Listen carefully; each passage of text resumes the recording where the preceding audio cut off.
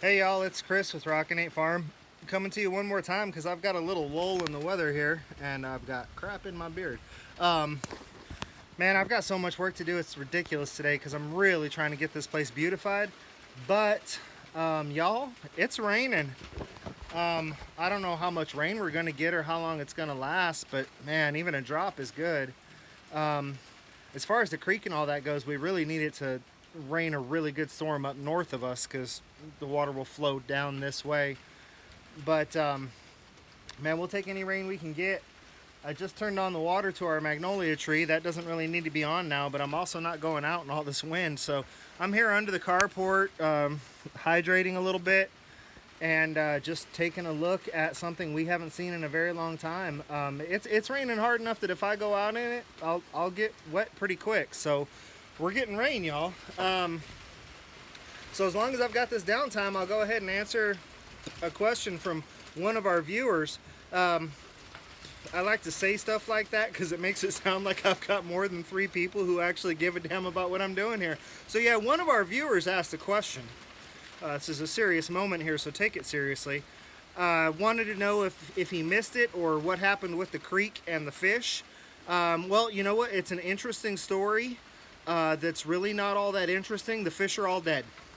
That's pretty much the bottom line of it. Now, I do have a few pools that are up higher on the creek, and I noticed that over my neighbor's property, they have a pool or two as well.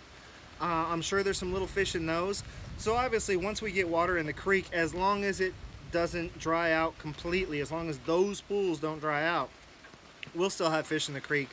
But that big pool that was back there behind my house, it dried up slowly but surely. I left for work one day, and what I thought I was going to be able to do was come home and sorry, I'm distracted by all this rain. That is one heck of a storm. My wife is probably driving in it, which really sucks, but we needed it, so I'll just kind of be looking up the road for her. I thought maybe I'd be able to take a 5-gallon bucket and dip it into the water and kind of shoo the fish into it and maybe grab a little net or something. When I got home, it's not even like there was flopping fish. There was the fish combined down into the water as it got smaller and smaller and smaller. And by the time I got home, there was a circle about the size of a frisbee of dead fish, probably about 70 little 1-inch to 2-inch long dead fish. The next day, the pile was gone and the barn cats were very fat and appeared to be very content. So at least those fish didn't die in vain, I guess we can say. So yeah, I try to be transparent about stuff. My little project, epic failure, because I can't compete against Mother Nature. The water did clear up. It was more oxygenated. I probably added to the evaporative rate, but you know, I mean, the creek's been dry for 7 or 8 days. We're just barely getting some rain today.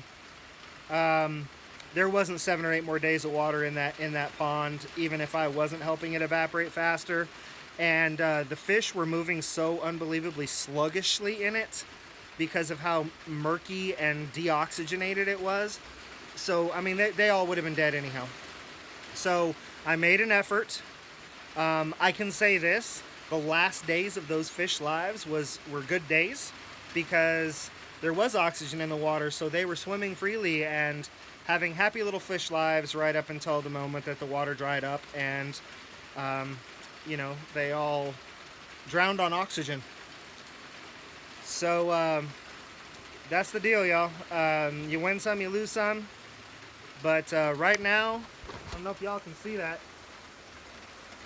Right now, we're winning because I get the night off. I'm not running a chainsaw on this, and I no longer have to water the gardens. So the only thing I got left to do is go collect eggs. And I'm going to go ahead and do that now. Y'all have a wonderful evening. And until I see you again, be happy and live healthy. This is Chris with Rockin' 8 Farm.